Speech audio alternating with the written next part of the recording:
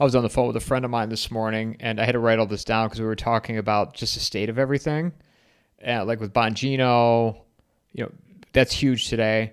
Kennedy, Hegseth, Pam Bondi, Kash Patel. Who am I missing out of the group that's been appointed? Tulsi Gabbard. Tulsi Gabbard. It's like a posse.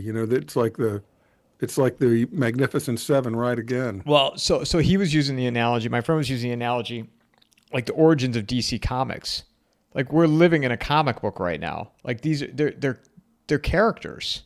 These people are characters, and I'm not saying that in a negative way, but it's like Kennedy coming back after what happened to his father and his uncle, and now he's back in government, a department head. Sure. Bongino today, they're freaking out in DC. We're living in a simulation. It's like, doesn't it feel like it feels like a comic book. Keanu Reeves is going to walk into the room and open a hand to give us a pill. I don't know if that or if it's more John Wick right now. Like pick a Keanu Reeves movie that we're living in because Elon Musk, that's another character. And they're sure he's like the daddy Warbucks, super industrialist, Ayn Rand,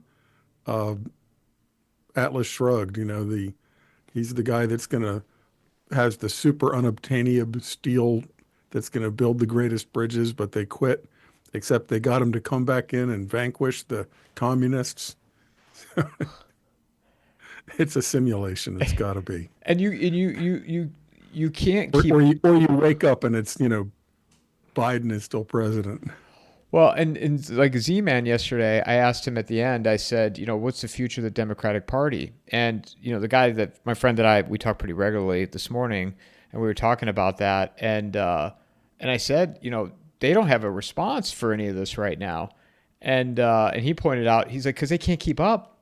They literally are getting overwhelmed. Right. That's what Bongino has been calling, because I listened to his podcast, the 1 hour podcast. I do yard work with like a wireless earbud.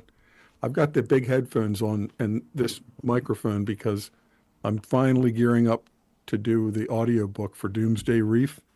So, which one is that? This one.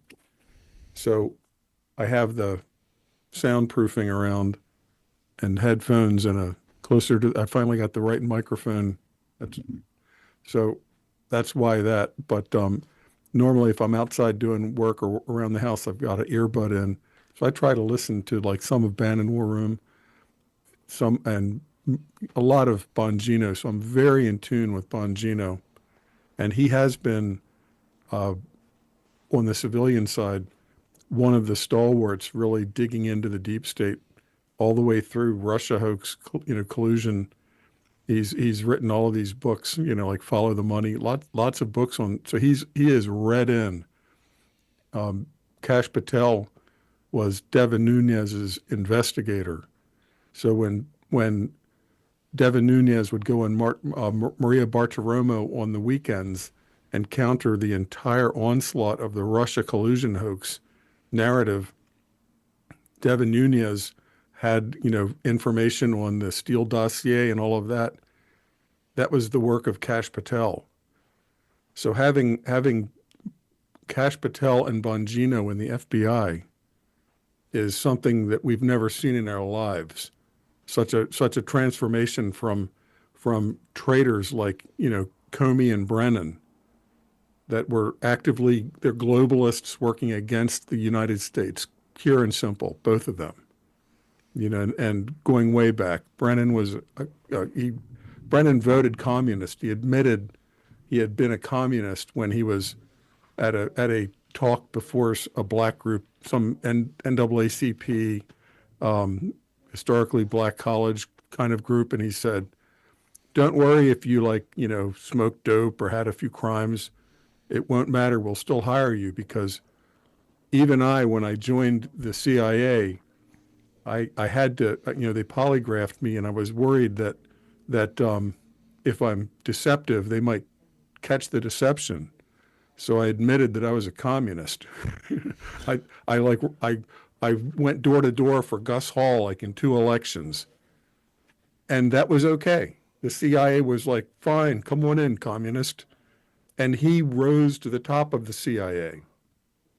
So imagine the transformation from J. Edgar Hoover, the G-men, the FBI, CIA, totally anti-communist, to being taken over by communists.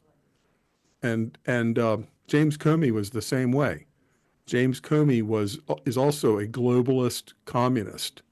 His old ex handle before he was elevated to being the director of CIA, having never been an FBI agent, like Kash Patel or Dan Bongino, but his old screen avatar was a a communist from the 1930s who pretended to be a Christian pastor, and he said, basically, you'll put on any mask that you can in order to push the cause of communism. So if the mask is a Christian pastor who's secretly a supporter of Stalin, you'll do that. Um, so so Comey, Brennan, all of these guys, they took our institutions so far to the left towards globalization and communism, essentially, and that was a revolution. The counter-revolution is now with Tulsi Gabbard, Kash Patel, Dan Bongino, Pete Hegseth. You can't. Nothing is all perfect, honey and light, but a lot of these guys, if they have one place that's like really suspect, Hegseth and Bongino are like Israel no matter what. The Christian Zionism, Israel under any circumstances, I support. So supposedly the Epstein client list is on Pam Bondi's desk. Well, why doesn't she just order 100 copies made and hand it out, right? Obviously, it has to be reviewed and redacted.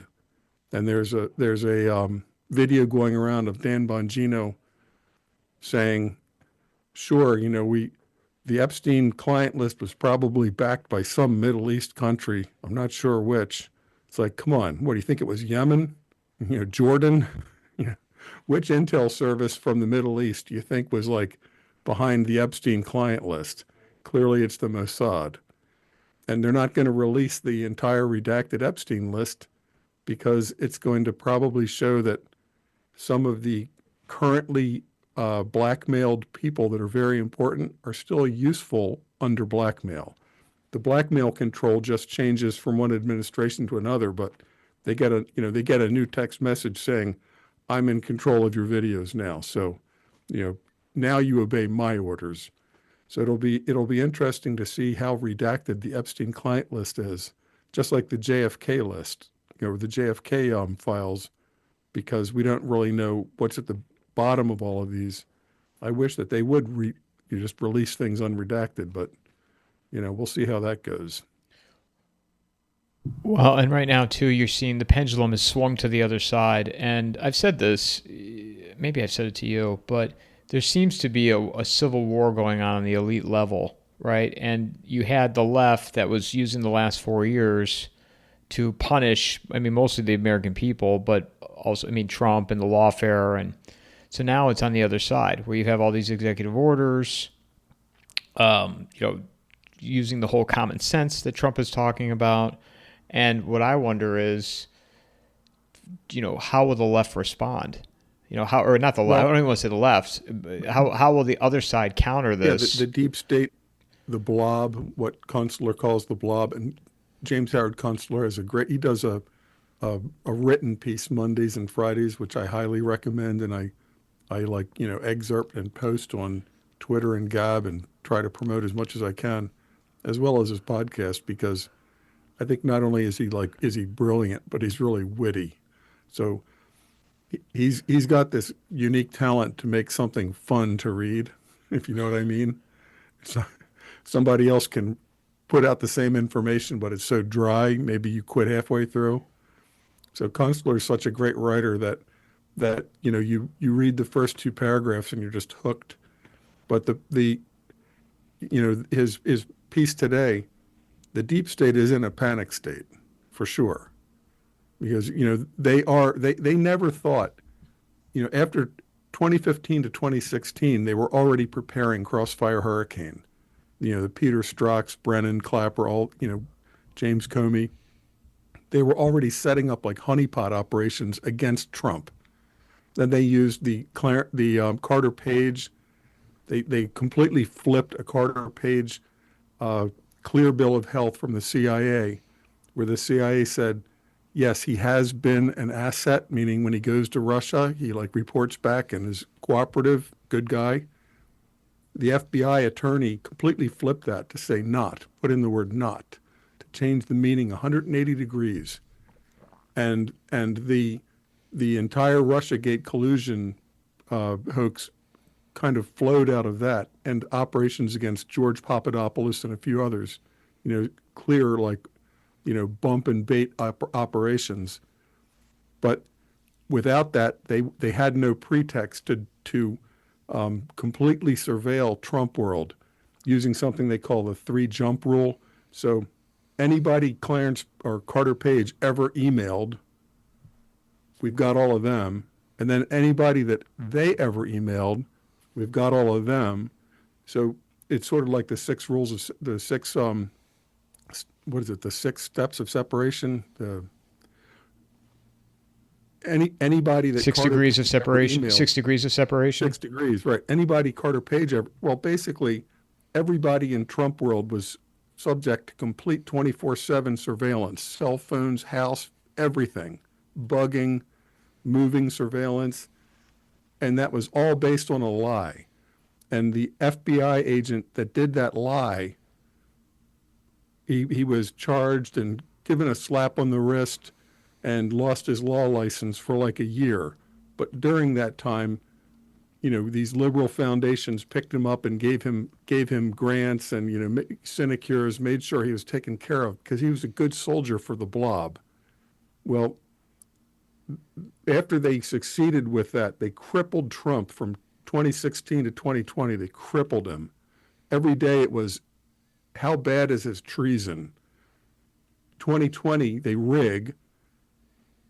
And after 2020, I think that they really believed they could never lose again. They could rig anything. They could do whatever they wanted. They controlled the entire system. So now, this made them careless, and this made them commit, crimes that they thought would never be exposed. It made them very careless with, funding, sending billions of dollars around, like this $2 billion to Stacey Abrams. One of the gold bricks they said they were throwing off the Titanic at the very end of the Biden administration. So they got very sloppy and careless.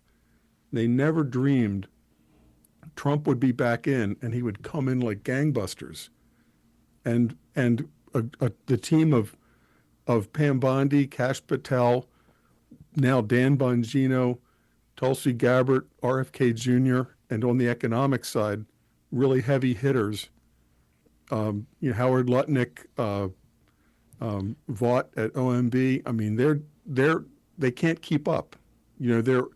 A lot of these people, I think, are now afraid to go on MSNBC because they're afraid they're going to be wrapped up in a criminal probe. Some of them, I think, will leave the country because they can face serious time. And it's not contrived crimes like the lawfare that they did against Trump, like the Letitia James, that stuff. These are going to be real crimes because it's a felony. I forget the term, I forget the number, but it's basically denying somebody their civil rights, like using the law to screw somebody, denying them their civil rights. These are felonies with 5 and 10 year sentences, and there can be real cases made against these people, Peter Strzok, et cetera. And the ones that have gotten immunity, they can't take the fifth. However, when they're called into to Congress and it's completely controlled now by Republicans when they're subpoenaed. What we saw with like Navarro and Bannon, oh, you didn't come to the Congress for a subpoena, you go into jail. And if they come in and they testify and they get caught in perjury, that's a new crime not covered by their pardon. The pardon is not into the future; it's for past crimes. So if you commit perjury and you don't have the protection of the Fifth Amendment, that's a new crime. So the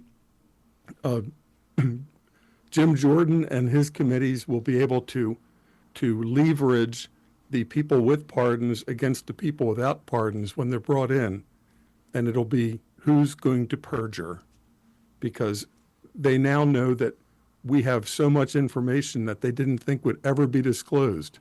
Chris Rufo, who's a big anti-woke person, he's been working for a couple years very, very powerfully in Florida, like against Disney, against these woke universities in Florida. Apparently, they've discovered all of these Signal chat rooms, which were federal employees, including FBI, CIA, NSA, discussing, LGBTQ perversion groups, bondage, mutilation, castration, really sick stuff. And these are people that are on the clock at their job in the federal government. So what's that got to do with what I was just saying? A lot of crimes were discussed on what people thought were secure apps like Telegram and Signal. Well, what if they weren't? Okay? That's the importance of what Chris Rufo is putting out today about the federal government employee pervert chat rooms on Signal. A lot of people are thinking, oh, crap. I wonder if on Signal and Telegram, you can set it so that, your messages will delete after 24 hours or after a week. What if they really weren't?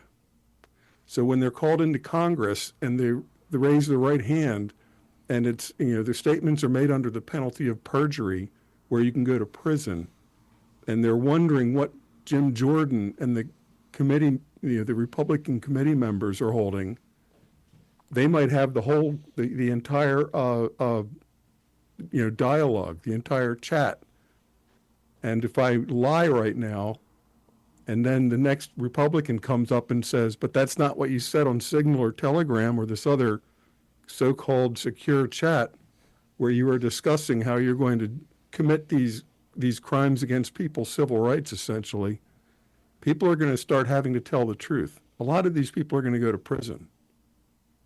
And not for contrived crimes like, the stuff against Trump. These will be real crimes, and they're going to face prison. It's going to be shocking. When is Bongino leaving his show? He did a show today. I'm not sure, but he's going to be sworn in. He's obviously been in discussions with Trump and Bondi, and he knows where him and Kash Patel, they know where all the bodies are buried. So it's not like they're going to just bring in a well-meaning outsider who's going to walk into the FBI, but they can insulate him and, they can fluff him with a lot of BS. These guys have been inside the federal government, federal law enforcement. They know all the players. They know where the stuff is hidden. So, and because of these risks of perjury, now that, that's the importance of what Chris Rufo put out today is, hey, all you federal employees, it's not just this LGBTQ chat room. That's nothing. That's just like, a shiny object, but it's like a rock thrown into the pond. All you federal employees that have been conspiring on what you thought were secure apps, we've got it all. The same Doge guys, the same Doge computer whiz kids that can apply AI and just, collate information in seconds. They're going to apply it, and people are going to say, well, the only way I don't go to jail is to make a deal and seek immunity or tell the truth and hope I don't get charged. Because if I lie, they may have me dead to rights on chats that I've made, and then I go to prison. So a lot of these deep state blobsters are going to be right now considering, should I be a whistleblower? It's like the Nixon era Watergate, John Dean, the first guy to turn rat gets the best deal. I keep coming back to my conversation with Matt Smith, and it is the bigger picture of all this, moving into a new financial system. And I'm sorry that people listen to all these; they could probably get bored with me talking about it, but it just is consuming my mind right now. The whole Mar-a-Lago Accord and all this gold is. And I didn't see where gold finished at today, but the skyrocketing price of gold, the amount that is coming back into the country right now. And, if this administration is going to revalue it. And, so I tell myself, because why is all this information getting out now with the corruption and, justice and I'm just not one to believe that the people are willing this. I think there's a bigger play here. And I've been wrong about everything. So I'm sure I'm probably wrong about this, but, is that the whole idea, and why these big tech people have gotten behind all this? And this thing is just moving along, because to me, the CBDC, it's here. Like, you can't stop it. I mean, we do everything on our phones, everything. Pay our bills on our phones. We check while they work. Well, the only way to stop it is if the electricity were to go down at this point, because technology is going to continue to advance and advance and advance. And we were talking about AI right before we started recording. Was that you and I talking about? Or no, I was talking to somebody else about that. No, and I would recommend tying the Matt Smith video, which I think is probably one of your best. And if you just go back a half dozen videos on Coffee and a Mike, I think it's really worth doing. I liked the Mike Adams video, was very good. About half of that video was on AI, and Mike's very smart in this area, very brilliant, and he's guarded in terms of if AI tools can be used like an individual tool and not networked. If AI is networked, I don't see how it doesn't turn against us. And I don't see how we prevent it from being networked. Mike Adams was using the example of having a farmer having an AI, super dog that can, not only run faster than a human, it can have hands and tools to fix fences. It can sniff the ground to find the bugs and the weeds in the ground, do all this stuff for the farmer. And it would liberate the farmer and multiply the farmer's capabilities and productivity like the tractor did. The tractor meant that the farmer didn't have to follow a mule across a field.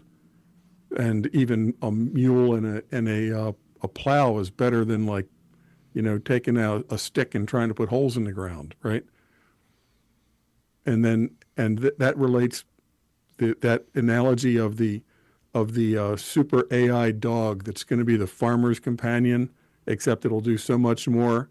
It can run along the fence, find the broken part of the fence, fix it, and then chase down varmints and kill them, and then sniff the ground for bugs and mites. All of that's great. And if that's all it was, the farmer's helper. But if these dogs are networked, and even if the farmer buys it thinking I've just bought the non-networked, the Model T farm dog, how do you know that it's not networked, that it doesn't have a back door?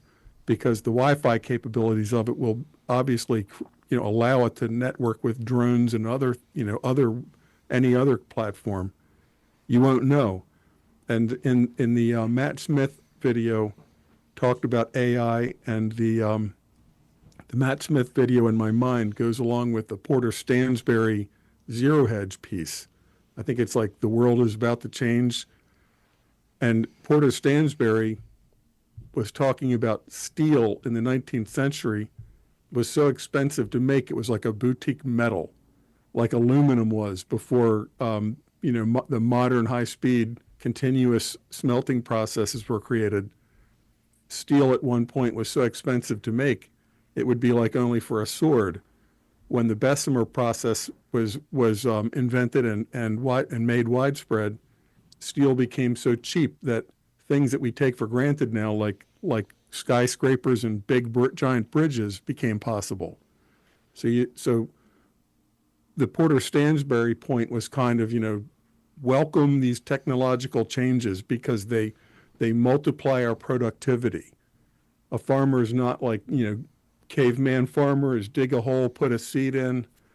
19th century farmer, follow a mule with a plow. Now you can do 40 acres. Then the internal combustion engine, and you get the tractor, and you can plow, 4,000 acres. Then the same thing with the steel, going from like just making a samurai sword to building bridges. But the big difference is those human technological leaps were the creation of a man's mind and controlled by men. And the men might have been Henry Ford or Andrew Carnegie, and maybe they were, they were robber barons, or they had monopolies, but they leapfrogged our productivity. Mass production of oil going along with Henry Ford's engine, and the Carnegie's steel created the modern age.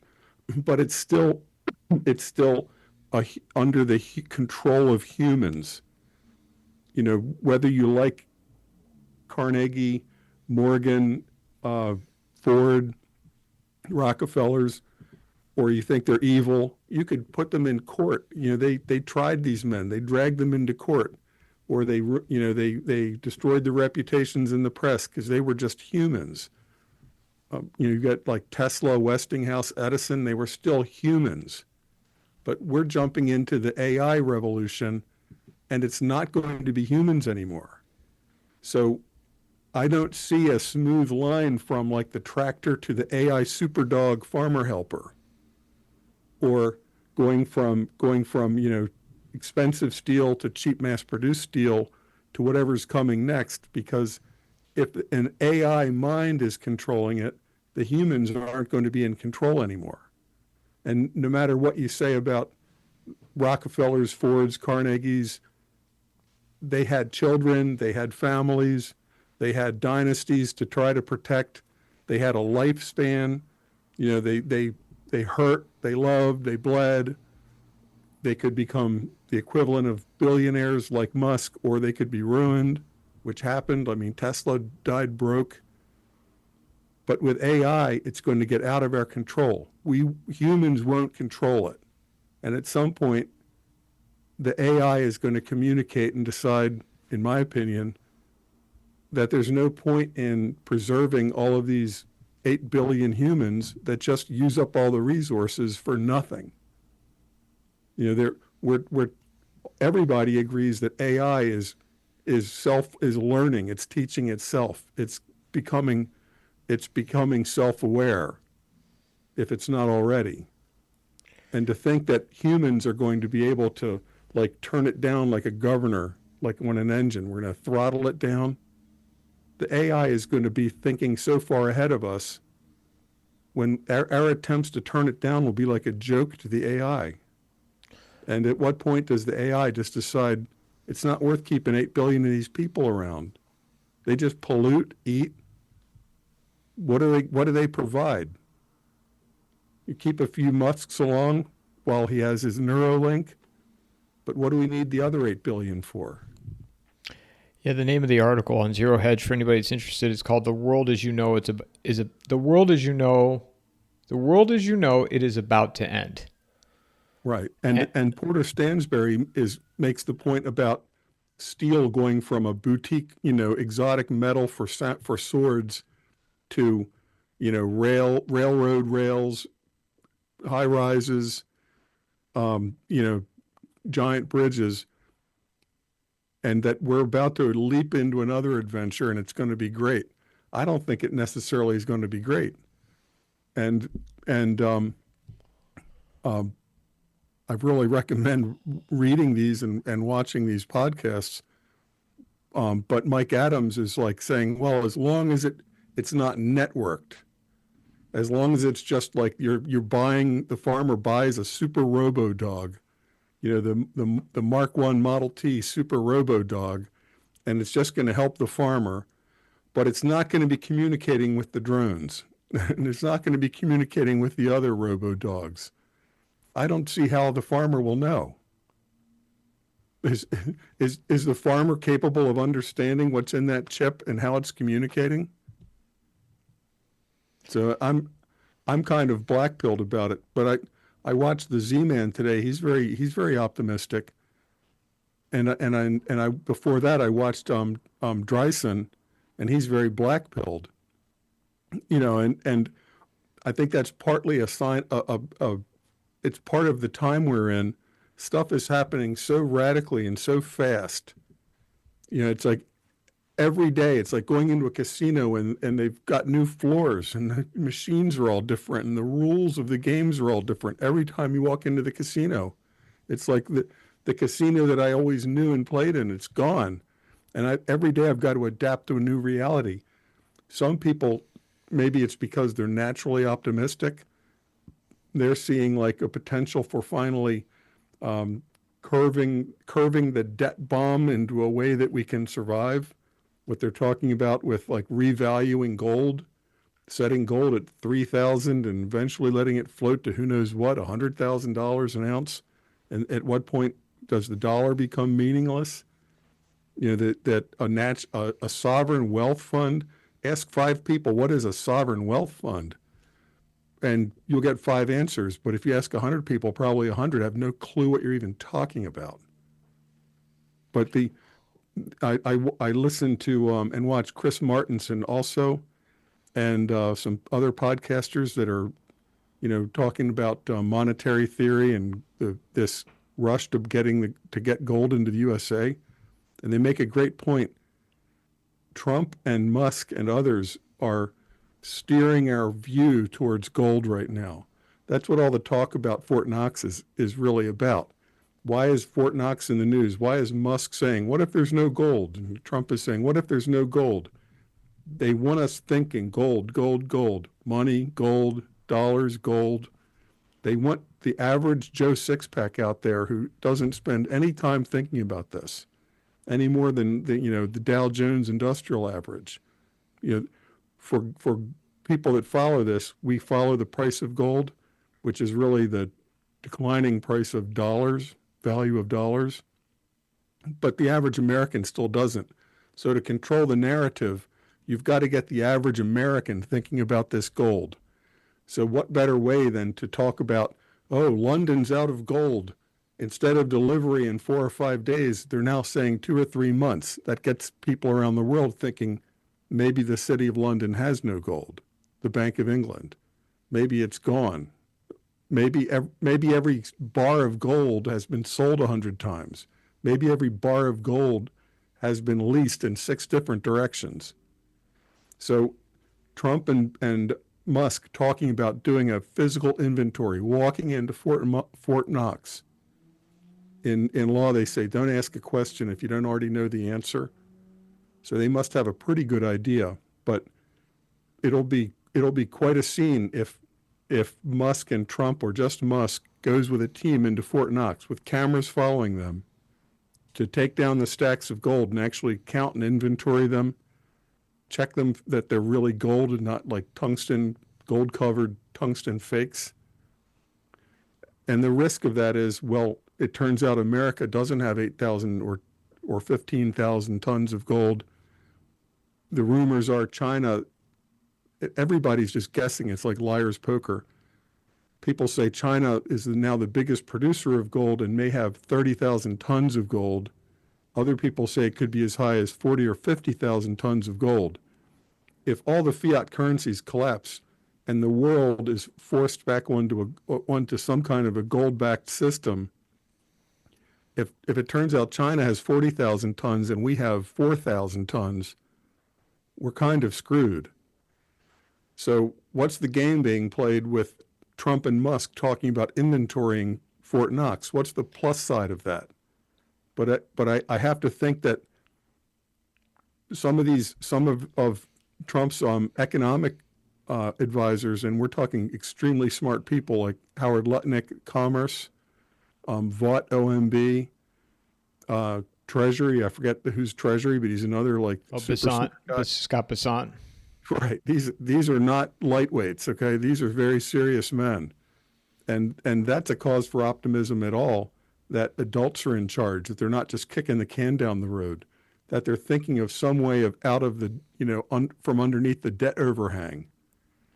That how can we restructure, devalue the dollar, revalue gold? I mean, people are thinking about this, and I think it would behoove people to at least have some precious metals because, no matter what their plan is, their plan might get out of control, and we wind up with the dollar hyperinflating.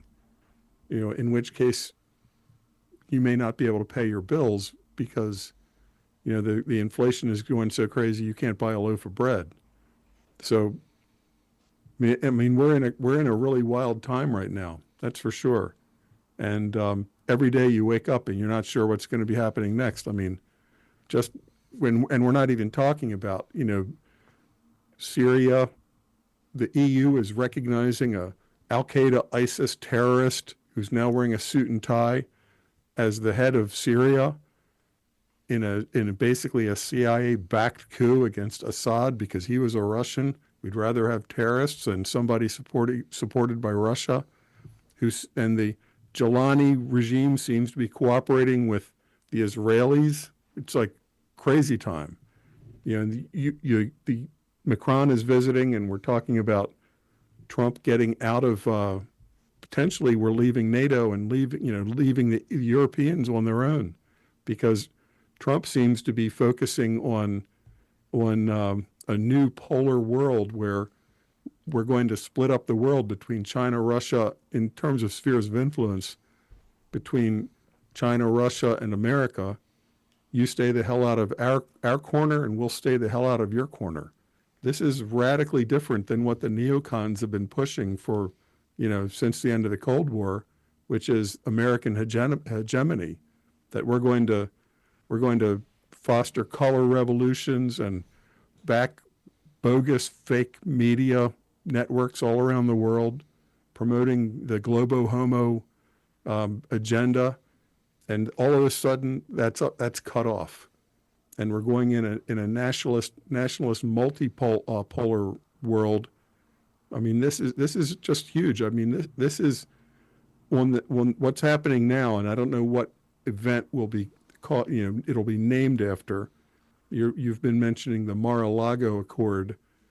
Some kind of a new Bretton Woods, a new structuring of the world. It's like after the U.S. closed the gold window in 1971 because the French said, "We love your dollars, but we'll take the gold." And Nixon closed the gold window. We went to the petrodollar, which preserved the American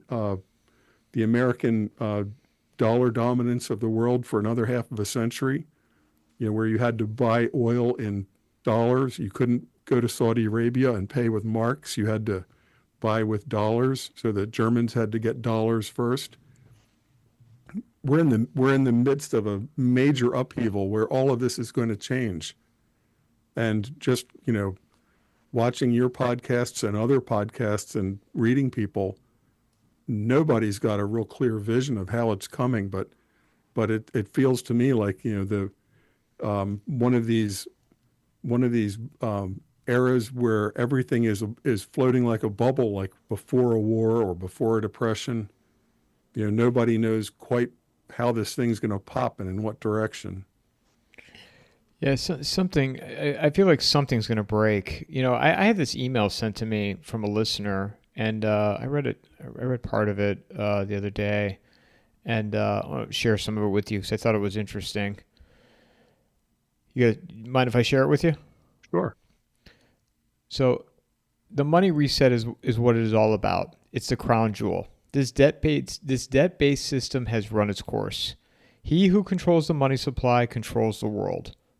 Gold is money. Everything else is credit. Who wrote that? This is just a listener that sent it to me, but he was quoting J.P. Morgan about the he who controls the money supply controls the world. Gold is money. Everything else is credit. Many of us have known this for years, but let me be as brief as I can. I would say gold and property and a few other things, but you can't move property. Right? You can own it if the locals, respect your deed, but you can't put it on a ship or an airplane and take it with you. Right, true. So he then adds, the country world isn't coming back with the likes of the current controllers. If one can't figure out who they are by now, probably too late. These top men have destroyed the U.S. and create unnecessary turmoil all over the world. They want global control. We, the United States, broke away briefly from them in the Revolutionary War. They failed twice to get back in charge and finally did in 1913. Call them whatever the fuck you like. Creature from Jekyll. I flew over Jekyll Island yesterday with a friend of mine in a little airplane. So we were looking down and saying, there's the scene of the crime. A cartel, those that print the money, those who you cannot speak badly about, the money changers. The same bastards that killed Jesus, hundreds of millions of innocents, overthrew countries, destroyed the constitutional money system for fun and profit, are the same fucking ones that are attempting to control it, so they can slam the door on the last remaining pseudo holdout of freedom, liberty, forever. It's a game to them. We know what's best for you, humanity. Georgia Guidestones, ? Do not be fooled by all this Doge fuckery. I don't know if that was a tribute to Kunstler, but the same fuckery. Yeah, he uses that a lot. Yeah. Well, Clusterfuck Nation. Clusterfuck Nation. Do not be fooled by all this Doge fuckery. It's to create extreme division. It's bringing up some shit that's been going on my whole life and a hell of a lot longer. I think it's being done to keep the left-right pendulum swing as violently as it ever has until ? Yes. Next paragraph. Yes, critical thinking. Most can't do it or just won't because it's too fucking painful. In his area, seeing a ton of government cuts. Grants frozen, labs cut. It's all bullshit and needs to go. Time to enter the real world. I'll leave the oil and gold thing alone. And he recommends reading Kunstler's The Long Emergency and Living in the Long Emergency. And he said they're quite a bit cheaper than a copy of Gold Warriors right now, but read it. Read if you can Rothschild Money Trust by George Armstrong. Secrets of the Federal Reserve by Eustace Mullins. And he said G. Edward Griffin used the research of Mullins for Jekyll Island. And then he said check out Catherine Austin Fitts. Greg Manarino tells it like it is. But he says start asking these way smarter guys, do you guys think that the same people who have fucked everything up, fucked everyone but a few over, robbed 99.9% blind for centuries, killed hundreds of millions, overthrown countries, should be trusted to fix it? Fucking laughable. No fucking way. It is insane to think that. They are building a complete control grid right in front of us. For us. Stole everything they needed from the critically thinking regular man. You'll have nothing and will be happy. Fuck them. I would add another book to that. Anybody that's read Creature from Jekyll Island, if you haven't, you should. Before that, the book came out right before 9/11, so it basically covers these diabolical schemers going back, 1,000 years, and it's called Hope of the Wicked. And I'm just off of memory. I think it's Ted Smith or Ted Stevens. If you can, somebody can Google that real quick. But Hope of the Wicked goes way back, and there's always been, this class of people. I don't know if they're doing it for fun or for laughs, but it's certainly a way to leverage all of the other players and always be on top, to control the money supply. And I do agree. Only gold in the end. Only gold is money. Every currency system eventually it fails always, and you go back. There's a war that wipes out everybody's debts. As it's an act of God. It's everything is burned. All the records are gone, and so then you've got to start all over again, and you're going to start all over again with precious metals. Land is great too. I mean, buy land, but if you have to flee, you can't take land. That's its problem. But yeah, I agree with 90% of that. That's well stated. And we're in one of those turbulent eras where we're going to see a complete overthrow of the tables and a new system. And before these things happen, um, these characters usually they've got castles on several continents, piles of gold, and no matter what wars break out, they plan to come back and buy everything cheap because they'll have the gold. The name of the book is Hope of the Wicked, The Master Plan to Rule the World by Ted Flynn, and it came out in Flynn, 2000. awesome book. It's an awesome book. Yep. Yeah. This has been a plan in works for a long time. It didn't start with the Russian Revolution. It didn't start with the French Revolution. It started even way before that. So yeah, I would recommend that. But we're definitely in a pivot of history, an epoch change right now. And I mean, I as always, I hope people aren't living like in a busy city that's multicultural because there's a lot of ways that this can go sideways. I'm optimistic more than obviously more than if Kamala Harris was elected. I'm pretty optimistic. It's better than that. And just for the show, it's going to be great to see Kash Patel, Bongino, Tulsi Gabbard, Bondi. They're going to raise havoc within this deep state blob. But another aspect of this is we went into Iraq for Operation Iraqi Freedom, quote unquote, and Ambassador Bremer and others made some really huge mistakes. They basically fired all of the Ba'ath Party. So if you remember the Ba'ath Party, you could not be part of the new Iraq. And it sounds okay. All right. They were like Ba'ath Party, kind of like Nazi, crazy guys, bad people. But you suddenly, they were also, though, because it was the party, like the Communist Party or the Nazi Party, if you were going to be the head of the energy grid in Iraq, you pretty much had to be in the Ba'ath Party, right? I mean, not just generals and politicians, but top industrialists. You had to be a member of the Ba'ath Party. If you tell this 10% of the population or whatever percentage it was, you cannot be part of the new system, you've got people that are now fired from government employment. They may have a hoard of gold or a pile of euros or dollars to work with, but they've got no further income. You've just kicked them out of government. You've blackballed them. That evolved into Al Qaeda in Iraq and then ISIS, because these guys were all like unemployed, pissed off, big grudge, big chip on their shoulder.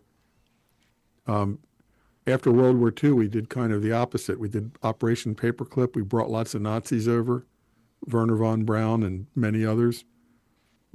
But right now we are firing a bunch of these deep state blobbers. They're not just going to go home and like meditate. They're not going to just, take up, yoga and knitting. A lot of these people, they have enough of a nest egg to operate off of. They've been skimming this USAID money for years. I mean, the money going to Haiti, they're like unraveling all the aid that went to Haiti. It's like 99% of it never made it out of the USA. Okay, we pour gallons of water for Haiti and a drop makes it to Haiti. Well, where'd the other gallon go? It stayed in the USA and all of these deep state blobbers. So now they're cut off, but they're not impoverished. Okay, these guys are sitting on nest eggs, and the ones at the top of the blob that are sitting on millions of dollars, they're going to be able to distribute a lot of that. And I think we're going to see a lot more Luigi Mangionis, and they're going to be popular, and we're going to see infrastructure attacks. I think we're going to see a wave of terrorism just the way they did in Iraq when Ambassador Bremer and others took the decision to fire all of the Ba'ath Party. You just created a huge power vacuum, and you put all of these these power players on the sideline pissed off with a grudge and assets. So the heads of the Ba'ath Party weren't the guys strapping on suicide vests, but they could pay for it. And the deep state blob guys that are sitting on tens of millions of dollars, they're not going to strap on a vest or do a Luigi Mangione, but they can fund it, through cutouts. So it's going to be a real internal war in this country because we have very smart people like Bongino and Kash Patel that'll be going, and Pam Bondi that will be going after them and trying to unravel these networks. But I think we're going to see the Democrats that are pushed out of power and are now unemployed, they're not going to just take up yoga and meditation. They're going to come back with a vengeance, and they're going to be kinetic. They're not all just going to say, how can we do better doorbell ringing for the 2022 midterm elections? You already see people like Luigi Mangione made into heroes. When somebody takes out one of those people that we've been describing, the Magnificent Seven or whatever, the Avengers, or Supreme Court justices, when one of them is taken out, it's going to be cheered on the left. We're a very divided country. Yeah, and I don't know how you can, I don't know how you restore that at this point. And I mean, even though right now what's happening, it is very, very entertaining. I just don't know how you can get back to that. And these institutions, and I've said this a million times, in my opinion, they're not salvageable. And I don't know. I mean, yep. Well, a rising tide lifts all boats. And Trump has created a dream team of people that are way smarter than me. The Howard Lutnicks. These guys, if there is a way to thread the needle through this minefield, to weave through this minefield of our debt overhang and come out with a new monetary system, and it may not be with the dollar as a world reserve currency. When we get into tariff battles, sometimes tariff wars become kinetic wars, like when we sanctioned and essentially economically blockaded Japan in the 1930s. It left Japan with almost no alternative, either a Great Depression or we'll just go get the stuff in Southeast Asia ourselves. And that's what they decided to do. But, sometimes tariff wars work very well. It worked in the end of the 19th century, the beginning of the 20th century. America has a lot of great advantages. And I wrote a Substack last week comparing the world to like the game of Risk, the Risk board, and a very strong position is to be able to control North America. And that Substack is called something like, why is Trump so interested in Greenland and Panama? It's like, if you ever played the board game Risk, you can, if you hold North America and you just let all the other players fight it out in Eurasia. You're just building your armies, but you've only got to guard Panama, Alaska, Greenland. But you have all these resources. We make our own food. We have enough smart people to create what we need. The fact we can build the factories to build what we need. If there was a global tariff war, and North America is a strong position to be. Eurasia, traditionally, it always goes back to fighting somewhere. The idea that the Eurasian world island will just be under one unitary control and from Moscow or China and dominate the world, it's never worked before. Eventually, the Huns fight the Europeans, or eventually there's a war that splits that. But North America is a strong place to be. There's not much we need. In fact, we're now leveraging our LNG to sell LNG to the world, but LNG is really expensive compared to pipeline gas. When you're in a position to sell LNG to the world, that means you've got a surplus of energy.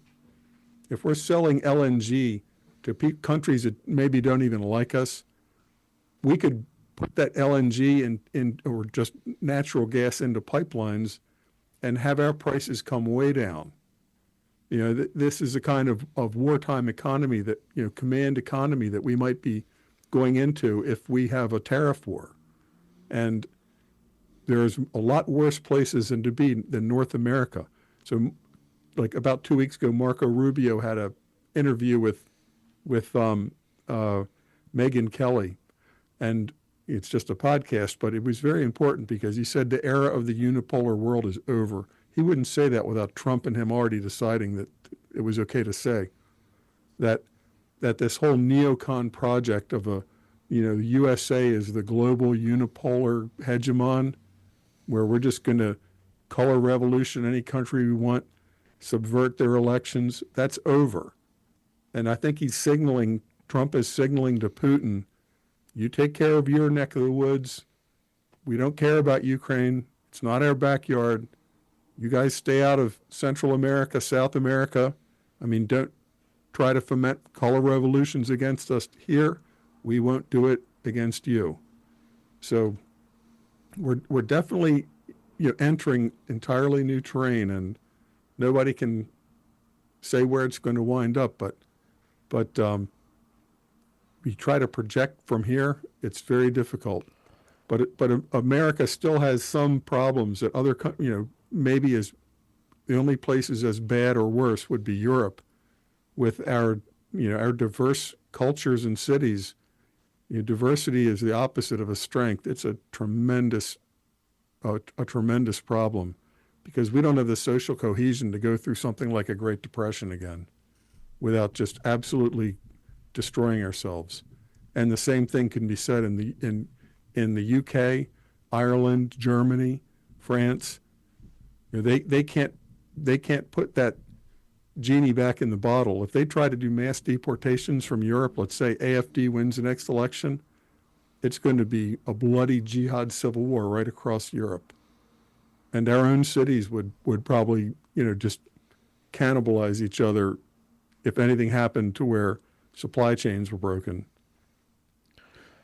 Well, that's the other thing too, is like, with this, whatever this new, is the Federal Reserve, I mean, there's so many questions. Will the Federal Reserve survive this?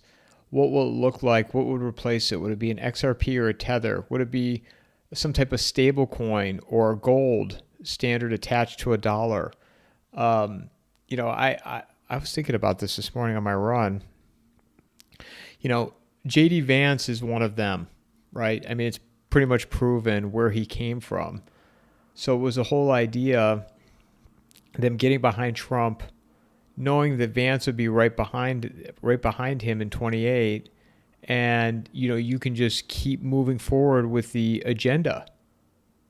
Well, you can have a plan for an agenda, but these things can then, like a Frankenstein monster, take on their own life and go in a direction that like I always say, a plan to ride a tiger is not the same as riding a tiger.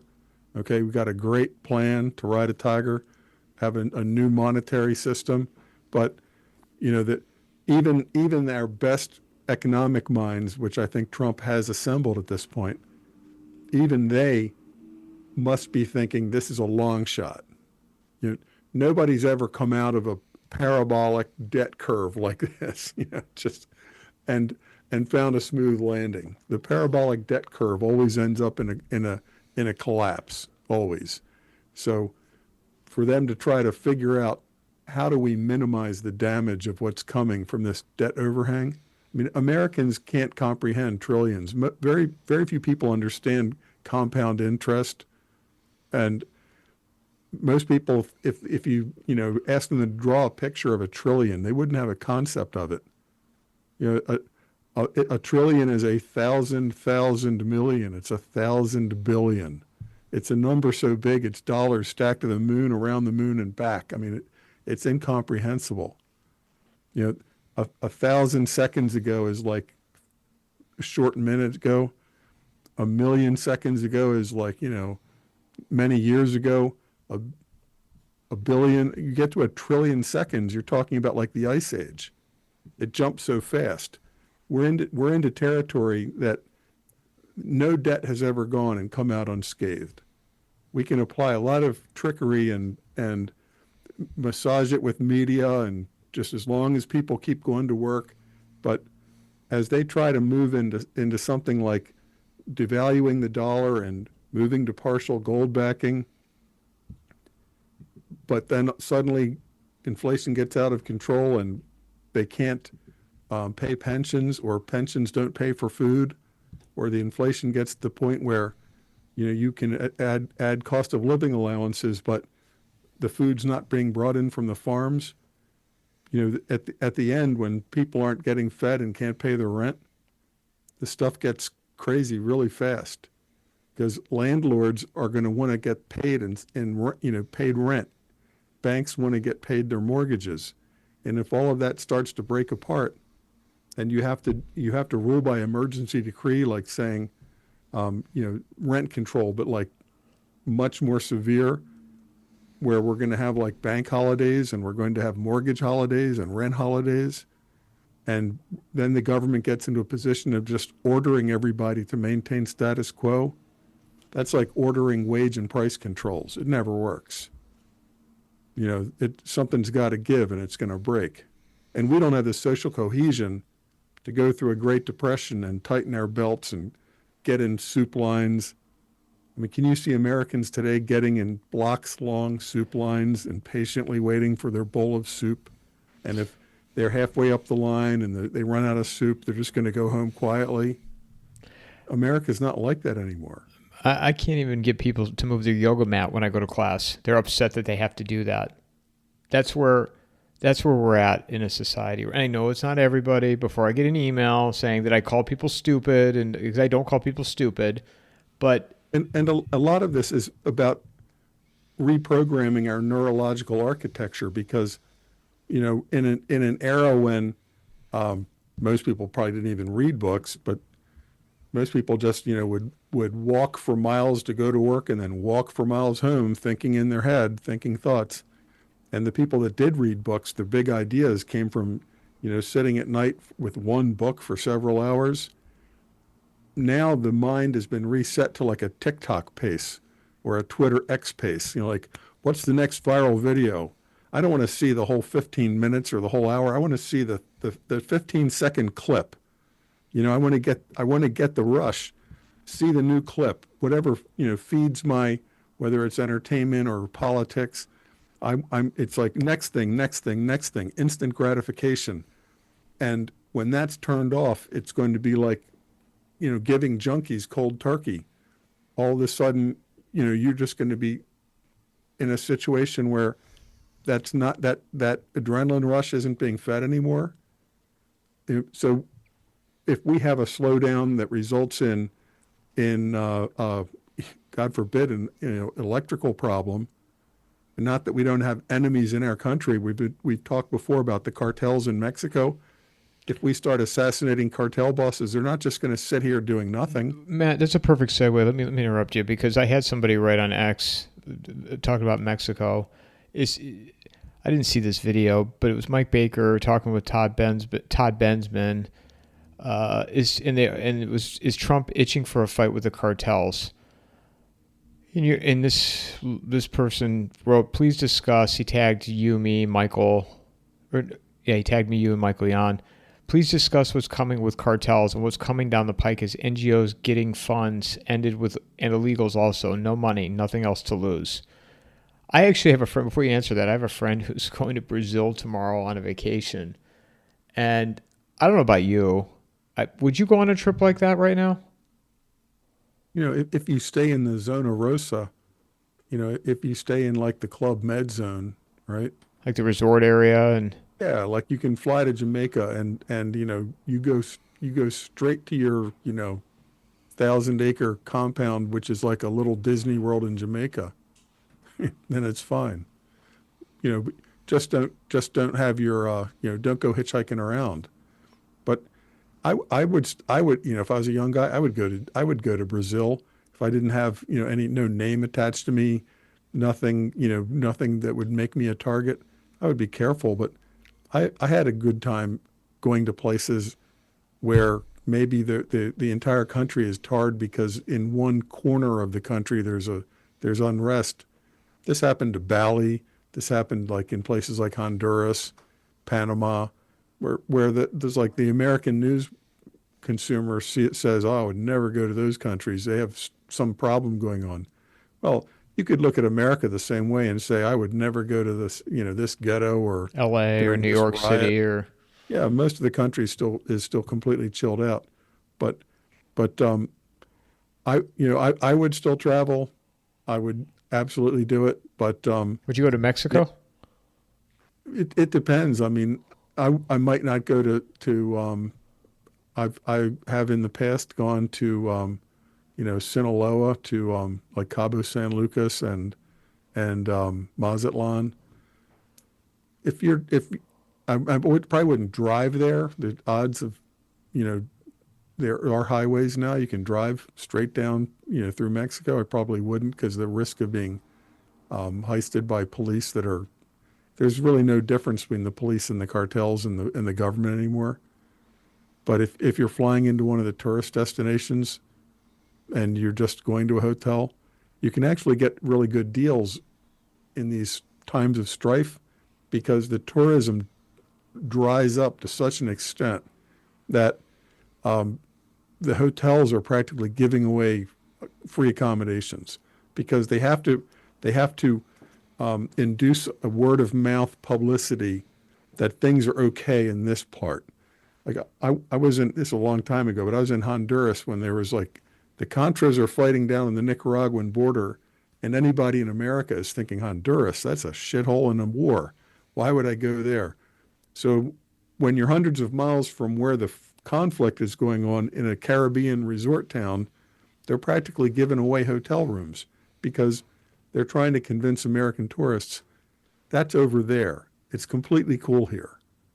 And this happened multiple times in Bali. It's like, that's not happening here. It's those other islands. So they give you great deals when rooms, restaurants are cheap. I mean, it's all, it's mostly a young man's game, but I mean, I wouldn't be afraid of doing it. But on the other hand, would I drive my family through Mexico? Hell no, not a chance, But it's mostly the border region. The further south you go in Mexico, paradoxically, the safer it's going to be. It's the border region. What do you see with what's going on with the cartels? Do you see that escalating or? Well, we're flying, Predators and Global Hawks over Mexico. Obviously, we're looking for targets, But the thing is, the cartels will never run out of soldiers, of sicarios. Never. Number one, their mentality is, I don't even plan to live to 30. So it's, putting a mindset on them, like you're talking about an American who's thinking about joining the military and making a career of the military, maybe going to war, then you get a pension, then you have a second career and you get married and you have a family.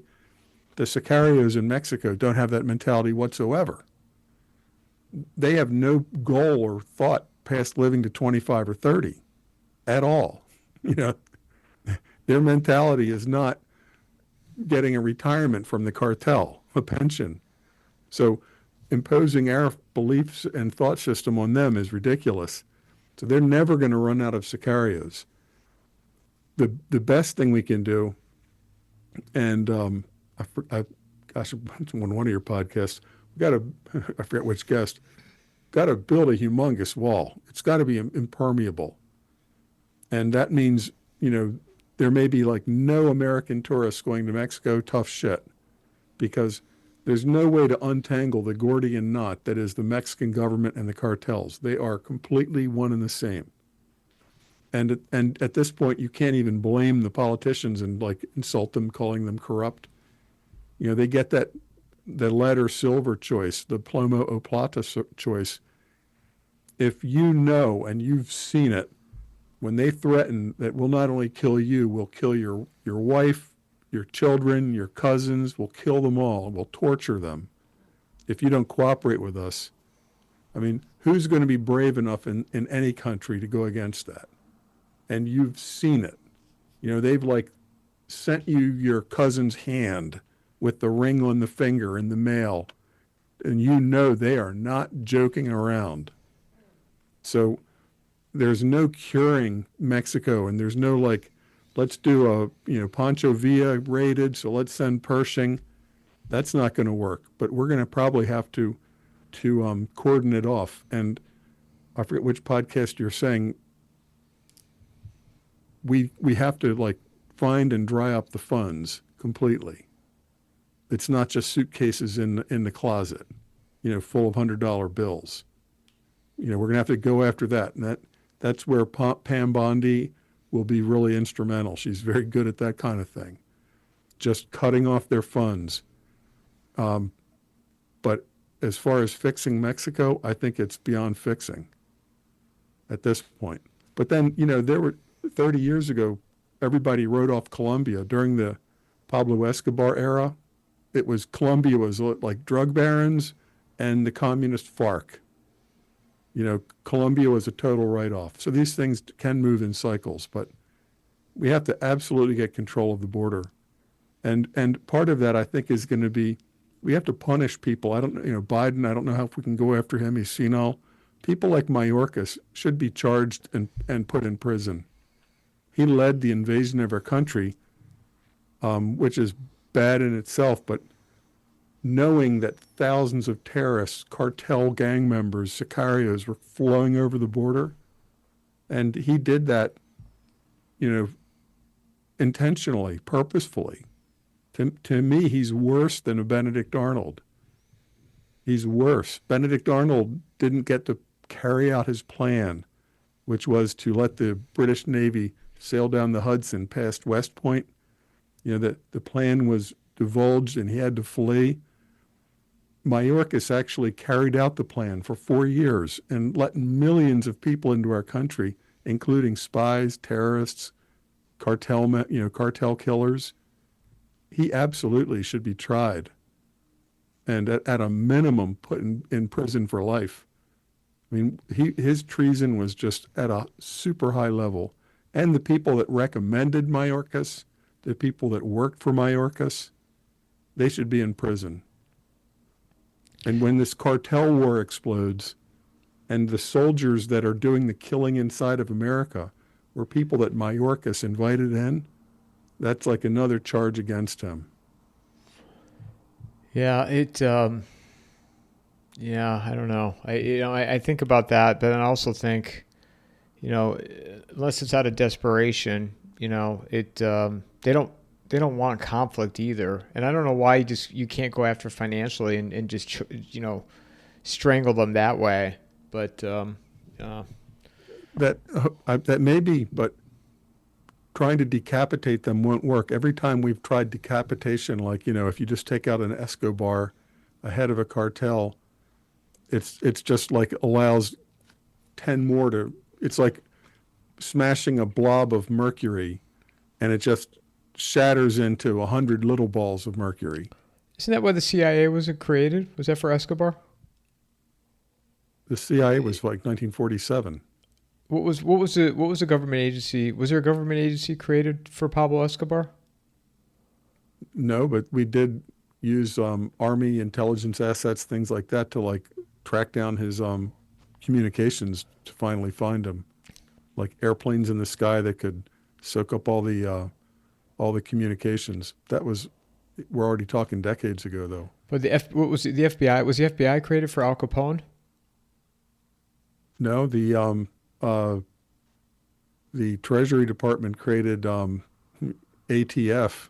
Before ATF, it was just like the Treasury Department going after Prohibition. But when Prohibition was repealed, the bureaucrats were going to be out of a job. So they, instead of just alcohol prohibition, they went after added tobacco and firearms, and now explosives. And bureaucrats never want to be out of work.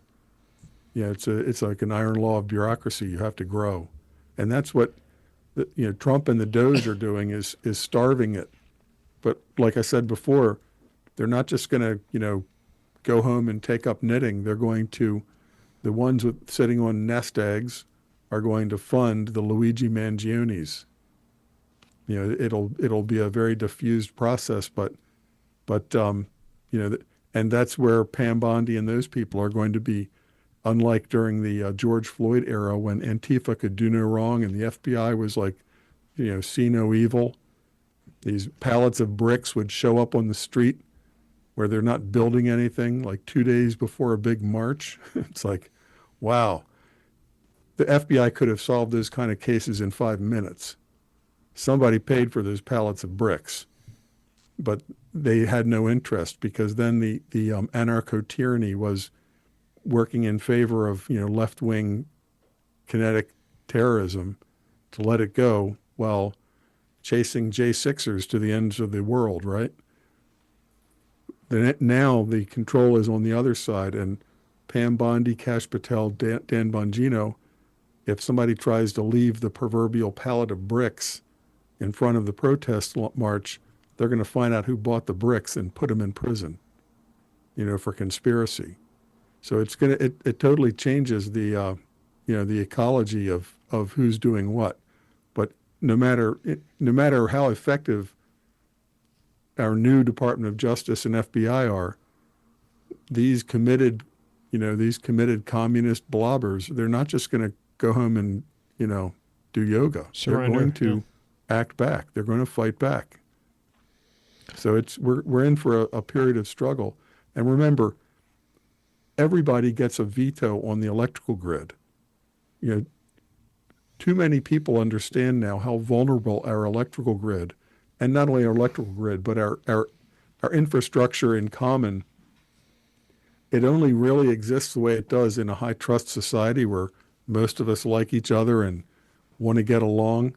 But it's so easy to do things to trains and public transportation and electrical grid, fiber optic lines.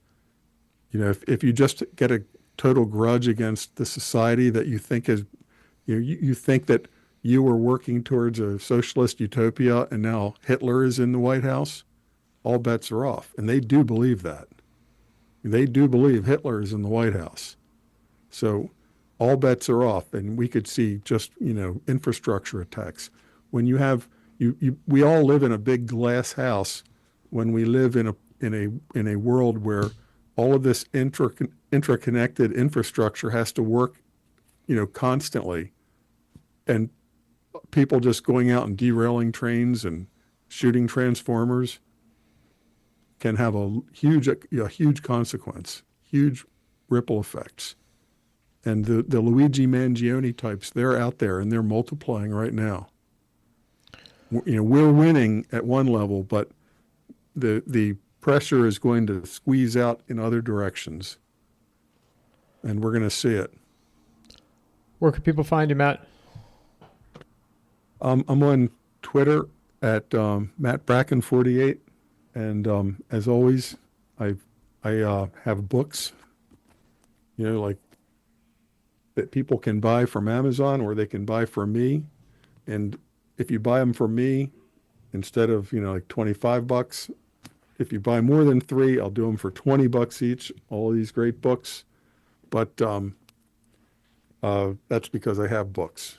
But I know you're doing mostly Venmo and everywhere else. I see you on Substack now. I'm a big fan of Substack. Substack sends me money, which I didn't even really know last year. But I see you on YouTube now. Yeah, as long as I don't get suspended. I'm coming off, my strike is supposed to be getting removed middle of March. So, yeah, I've been lucky. Every episode I put up on YouTube, I'm like, is this going to survive? But knock on wood, I've been okay. So yeah, Venmo, PayPal, Cash App, Buy Me a Coffee. I hadn't even heard of half these things, but And Doug Casey rebroadcasted that Matt Smith interview, which was really cool. That just like took off. And it's like what Michael Yon says. It's not how many people watched, it's who watches. I think that's one of the most important things. It's getting out there. The idea behind it is getting out there more now. But when Matt was talking about it last week, was it last week or the week before? I can't even keep track. The week before. Over a week, yeah. Yeah. And, but nobody, it's just, people weren't talking about it. And to me, I think that's the most compelling story out there right now is where is all this going on the financial side? And, like, I don't care about Elon's 13th child. I don't give a shit about any of that stuff. Like, I was mad that was taking up my feed. All of that shiny object. Yeah, but this whole debt bomb, and I keep thinking to myself, are they putting all this information out there now so that the public realizes, all right, we've exhausted everything, we have to do something different?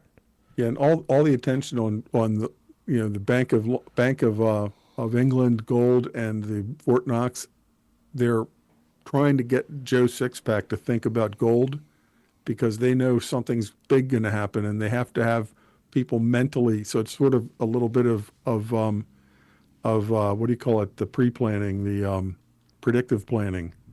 You have to put that nugget into the brain so that when they start saying, why is gold valued at $42 when the real price is $3,000?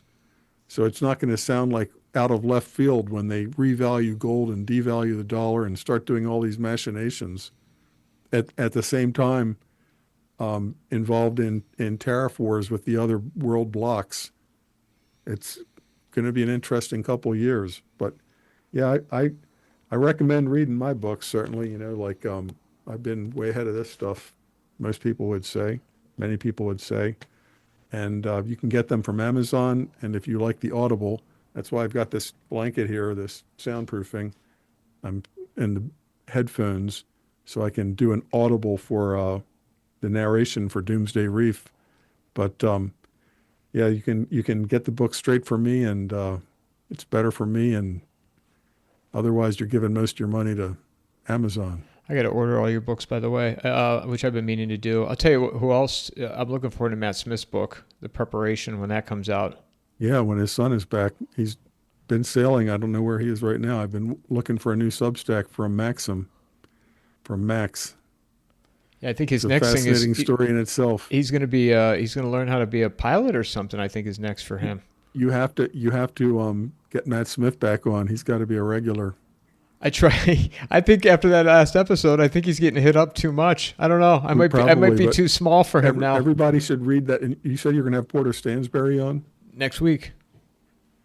Yeah, read that Porter Stansberry Zero Hedge. The Matt Smith story is pretty interesting. Yeah, it's just what a remarkable time. I think I say this to you every at the end of every conversation, but what a remarkable time that we're in right now, and it just provides so much opportunity for discussions. And I don't know, did you think things were going to be happening at this rate, at this speed? No. If you had named like the 10 controversial picks that other than Matt Gaetz, that first Attorney General pick.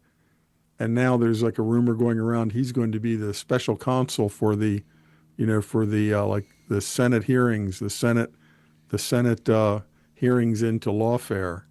So we may not have seen the last of Matt Gaetz. He's an interrogator like nobody. Why don't you think he got in for Attorney General then? I mean, everybody else got through. I think he's got too many skeletons in his closet.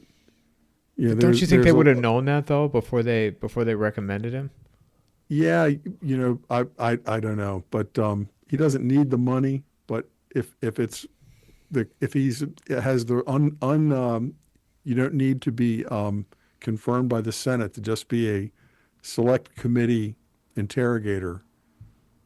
Cross-examining. He's like unbelievable at cross-examination. So we may not have seen the last of Matt Gaetz. That would be awesome. But I can't wait for Dan Bongino and Kash Patel to walk into the FBI agency. You're fired. You're fired. Everybody on the 7th floor, leave now. Or go in there with the federal marshals and let people you have 10 minutes to put stuff in one box. Here's your box. Put your stuff in it. The federal marshal is walking you to the door. And don't worry about your password. We've already got it. Matt, well, I'm sure it won't be that long for our next chat, so appreciate it. Looking forward to it. Me too. Mic drop.